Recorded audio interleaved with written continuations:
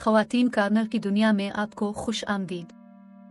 दरवाज़ा बंद होते ही मुकम्मल तारीकी छा गई। मैंने टटोल कर दीवार का सहारा लिया और पहली सीढ़ी पर कदम रख दिया। आहिस्ता आहिस्ता एहतियात से दूसरी सीढ़ी, फिर तीसरी। हर तरफ घूप अंधेरा था, अजीब सी बदबू हर तरफ फैली थी, सीलन जैसी। बहुत डरावना एहसास हो रहा था। मेरा दिल तेजी से धड़क रहा था। नाहिद। मेरे कानों से जमशेद की आवाज टकराई। हाँ, मैंने तलब कर पुकारा, नाहिद। जमशेद ने मुझे दोबारा पुकारा। इसकी आवाज में अजीब तकलीफ थी। सख्त कर। और फिर मेरी आंख खुल गई। मेरा दिल तेजी से धड़क रहा था। सारा जिस्म पसीने में भीगा हुआ था। बड़ी मुश्किल से अपने आप को घसीटकर मैं उठकर बैठ गई। मेरे सर में जैसे धमाके हो रहे थे। उफ! मैंने अपना सर हाथों में थाम लिया। 40 साल मैंने सोचा, 40 साल हो गए, मगर जमशेद की आवाज आज भी मुझे इस तरह महसूस होती है जैसे इसने अभी पुकारा हो। मेरी आंखों में आंसू आ गए और न जाने 40 बरसों में कितनी मर्तबा मैं ये ख्वाब देख चुकी हूँ। तकरीबन इस तरह, इसी अंदाज के ख्वाब मुझे आज तक नजर आते हैं। जमशेद और वो तहखाना, ये बहुत पुरानी बात है, तकरीबन 40 साल पुरानी। मेरी उम्र इस वक्त कोई 15-16 बरस थी। पाकिस्तान बने चंद साल ही हुए थे। पाकिस्तान आकर हम सखर में आबाद हो गए थे, यानी मैं, मेरे बड़े भाई राशिद और अम्मा अब्बा। यहाँ जो घर हमें अलाट हुआ था वो सीता मंदिर के पास था। असल में ये पूरा मोहल्ला हिंदू का था। वो इंडिया हिजरत कर गए और वहां से आने वाले मुसलमानों को ये घर अलाट हो गए। छोटे छोटे पुरानी वजह के घर। हमें जो घर मिला वो छोटे कमरों पर मुश्तमिल था। छोटा सा सहन और छत, मगर कमरों के असब में एक तहखाना मौजूद था। न जाने वो किस मकसद के तहत बनवाया गया था, क्योंकि चंद सीढ़ियां उतरने के बाद इसकी बाकी सीढ़ियां मुकम्मल तौर पर पानी से डूबी हुई थी। इस वजह से इसमें कोई सामान वगैरह तो बिल्कुल नहीं रखा जा सकता था। न जाने वो कितना गहरा था, क्योंकि अगर इसमें कोई पत्थर फेंका जाता तो इसके जमीन से टकराने की आवाज नहीं आती थी। महल्ले के लोग जो महीनों बरसों से रह रहे थे, इनमें इस तहखाने के मुतालिक पुरअसरार कहानियां मशहूर थी। कुछ का कहना था कि इस तहखाने से एक सुरंग सीता मंदिर के अंदर तक जाती थी, एन सीता देवी की मूर्ति के नीचे, क्योंकि मंदिर के अंदर सीता देवी की मूर्ति वाला कमरा मुस्तकिल बंद रहता था। इसका ताला सिर्फ बड़े पुजारियों की ज़ेरे निगरानी उनके खास दिनों पर ही खोला जाता था।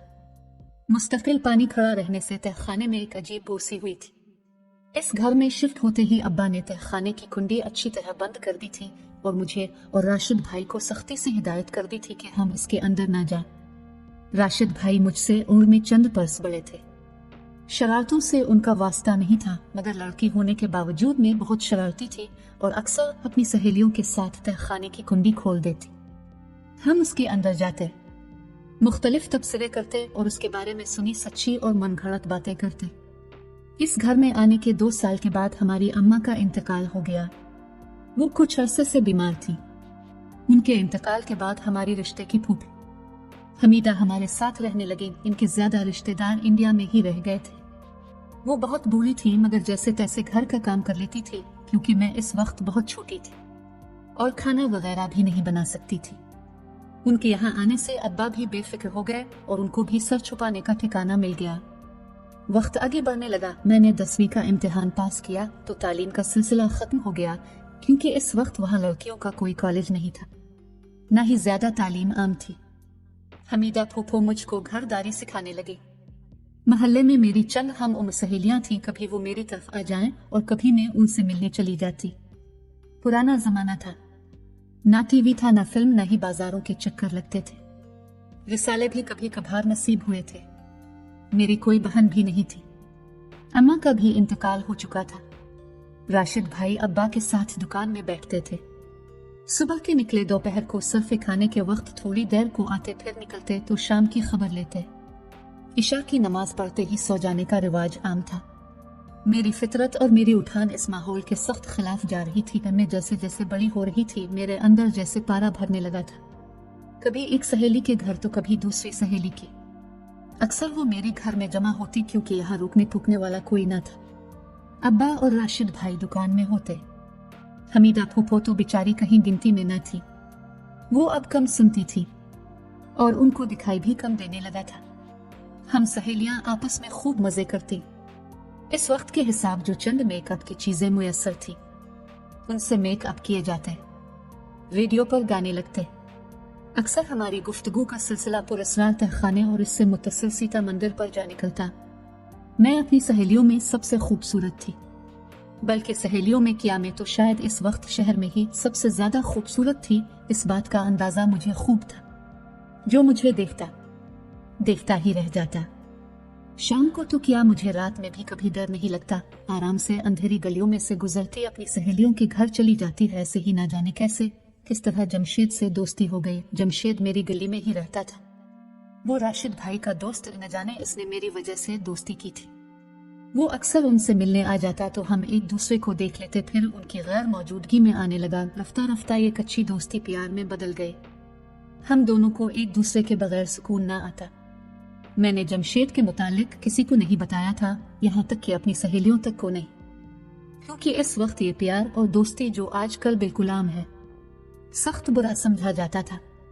मुझे अंदाजा था कि मेरी सहेलियां मुझे उन बातों से मना करेंगी या फिर मुझसे मिलना ही तर्क कर देंगी, इसलिए हम खामोशी से मिलते थे। और मुलाकातों के लिए मेरा घर तो आइडियल था। अब्बा और भाई होते नहीं थे। हमीदा फूफो काम से फारिग है दोपहर में इतना लंबा सोती कि शाम में उठाना मुश्किल हो जाता था। ऐसे में जमशेद चुपके से मेरे घर में आ जाता और फिर हम होते और हमारी लंबी लंबी बातें। ये नहीं था कि जमशेद कोई बदफितरत बदमाश लड़का था। वो राशिद भाई की तरह सीधा साधा शरीफ था। कम उम्री की मोहब्बत कब कुछ सोचती है।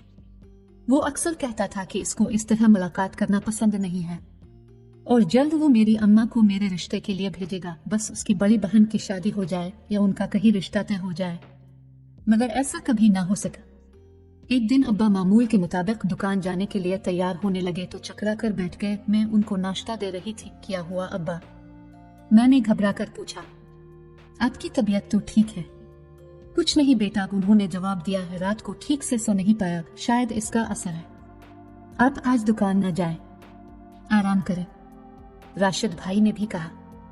मगर अब्बा ने हमारी एक न सुनी और दोनों दुकान चले गए। मैं उनके जाने के बाद घर के कामों में लग गई। कुछ देर बाद दरवाजे पर दस्तक हुई और मेरे अंदाजे के मुताबिक जमशेद बाहर खड़ा था। दरवाजा खुलते ही वो अंदर आ गया। मैं इसको देखकर खुशी से निहाल हो गई, क्योंकि वो बहुत दिनों से नहीं मिला था और हमारी कोई बात नहीं हो सकी थी। हमीदा फूफो सो चुकी थी। मैं जमशेद को अपने कमरे में ले आई और हम आहिस्ता आहिस्ता बातों में मशगूल हो गए थे कि अचानक तेज दस्तक ने मुझे चौंका दिया। इस वक्त कौन हो सकता है? मैं जमशेद को खामोश रहने का इशारा करके दरवाजे की तरफ आई। झांकते ही मेरी तो जैसे जान ही निकल गई। राशिद भाई फिक्रमंद चेहरा लिए दरवाजे पर खड़े थे और अब्बा पीछे तांगे में तकरीबन लेटे हुए थे। या अल्लाह, अब क्या करूं? मैं घबराहट से पागल हो गई। जल्दी से जमशेद को सारी सूरत हाल बताई। वो भी मेरी तरह डर गया। क्या करूं? कोई रास्ता दूसरा मौजूद नहीं था जहां से जमशेद को बाहर निकाल देती। छत मौजूद थी किसी बाउंड्री के बगैर। वहां मौजूद इंसान नीचे वालों को साफ नजर आ जाता। बाहर से राशिद भाई मुस्तकिल दरवाजा बजा रहे थे। सख्त घबराहट में एक ख्याल मेरे जहन में टकराया। कांपते हाथों से मैंने तहखाना की कुंडी खोली। बस जमशेद, बस थोड़ी देर, जैसे ही माहौल साजगार होगा मैं तुम्हें निकाल लूंगी। मैं इतनी जल्दी में थी कि मैंने जमशेद के तासुरात तक नहीं देखे। बस अंदर धकेल कर बाहर से कुंडी लगा दी। वो मैं गुस्ल खाना में थी। राशिद भाई के पूछने पर मैंने बताया। अब्बा को क्या हुआ है? पता नहीं, दुकान पर अचानक गिर गए, उन्होंने बताया। वो और तानिया वाला अब्बा को उठाकर अंदर ले आए और बिस्तर पर लिटा दिया। मैं हकीम साहब को लेकर आता हूँ। वो बाहर निकल गए। शुक्र है। मैं तेजी से अंदर की तरफ मुड़ी ही थी कि दरवाजे से दो हजरात अंदर आ गए और अब्बा के पास कमरे में बैठ गए। उफ़ो, मेरी सांस रुक गई। अब तो जमशेद को जल्दी निकालना नामुमकिन था। वो सारा दिन गुजर गया। राशिद भाई हकीम को लेकर आए। अब्बा को दवा दी गई। फिर वो अब्बा के पास ही बैठ गए। हमीदा फूफो भी उठ गई। पूरे घर में चहल पहल थी। दर हकीकत मीर बड़िया सीने में सांस घट रही थी। जिस तहखाना में चंद मिनट न गुजारे जा सकते थे, वहां इतने घंटे। खुदा खुदा करके शाम हो गई, फिर रात। अब्बा खाना खाने के बाद सो गए। राशिद भाई सारे दिन के थके हुए थे, बैठते ही सो गए। मैंने थोड़ी देर इंतजार किया और फिर चुपके से अपने कमरे से निकल आई। मेरे हाथ में मोमबत्ती थी। इस जमाने में पूरे घर में चंद ही बल्ब होते थे। तहखाना में तो दिन में रोशनी ना होती थी। इस वक्त तो तहखाना का क्या आलम होगा। इन खौफनाक ख्यालों में घिरी में आहिस्ता आहिस्ता तहखाना की तरफ बढ़ रही थी। बेचारा खौफ के मारे बेहोश ना हो गया हो, मैंने सोचा। आहिस्ता से मैंने तहखाने की जंग आलूद कुंडी खोली। जमशेद, जल्दी आओ बाहर, मैंने आवाज दी, मगर मेरी आवाज तहखाने की दीवारों से टकराकर वापस आ गई। जमशेद, मैंने जरा तेज पुकारा। मैंने आगे बढ़कर मोमबत्ती की रोशनी में नीचे झांका। 1, 2, 3 और फिर नीचे तक सारी सीढ़ियां खाली पड़ी थी। जमशेद, मेरी आवाज कांपने लगी। मैं हिम्मत करके सीढ़ियां उतरने लगी और पहली मर्तबा रात के इस वक्त अकेली आखिरी सीढ़ी तक चली गई। मेरा पांव पानी से टकरा गया। वहां कोई नहीं था। तहखाना बिल्कुल खाली था। कैसे, कहां? मेरा दिमाग फटने लगा। मैंने अपने हाथ से कुंडी लगाई और फिर खोली। तो फिर मैं वहीं बैठकर रोने लगी। तुम कहां हो? जमशेद। आंसू मेरी आंखों से बह रहे थे। वो मैं चौंक गई। मैंने आंसू पोंछे। अगर कोई कमरे में आ गया तो इस वक्त रोने का क्या सबब बताऊंगी। 40 साल गुजर गए। वो भयानक पर असरार वाकया पूरी तरह मुझे आ डाल है। जमशेद का इस दिन के बाद कहीं कोई पता ना चला। इसकी अम्मा और आस के घर वाले जैसे पागल हो गए थे। पागल तो मैं भी हो गई थी, मगर मैं अपना दुख किसी से को बता नहीं सकती थी। अक्सर घर वालों की अदम मौजूदगी में तहखाने का दरवाजा खोलकर जमशेद को पुकारती, मगर कभी कोई जवाब ना आया। हाँ, लेकिन अक्सर ख्वाब में मुझे जमशेद जवाब देता, नाहिद। इसकी आवाज का मैं डूबी होती। हमेशा इसकी आवाज में सख्त तकलीफ होती। इसकी तकलीफ में डूबी आवाज ने मुझे कभी सुकून से ना रहने दिया। मेरी इस वाक़े के चंद साल बाद शादी हो गई। खुदा ने मुझे औलाद की नेमत से भी नवाजा। शौहर भी बहुत अच्छे मिले, मगर एक शदीद कसक ने मुझे तमाम उम्र सुकून न लेने दिया। अब्बा के इंतकाल के चंद सालों बाद राशिद भाई ने अच्छे इलाके में दूसरा घर ले लिया और इसमें शिफ्ट हो गए। मैं शादी के बाद दूसरे शहर आ गई। फिर कभी इस घर और इस मनहूस तहखाने को देखने का इत्तेफाक ना हुआ, मगर नजर तो मुझे वो अक्सर आता है नींद में। इसी तरह, इतना ही बल्कि इससे कहीं ज्यादा पर असरार। न जाने इस शदीद गलती की ये सजा कब खत्म होगी।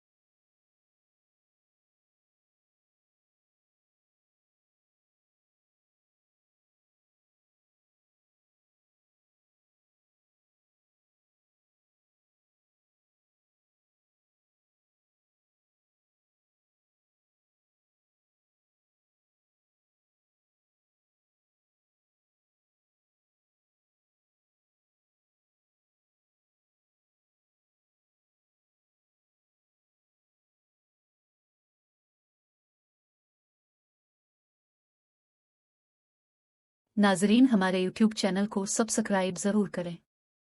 शुक्रिया।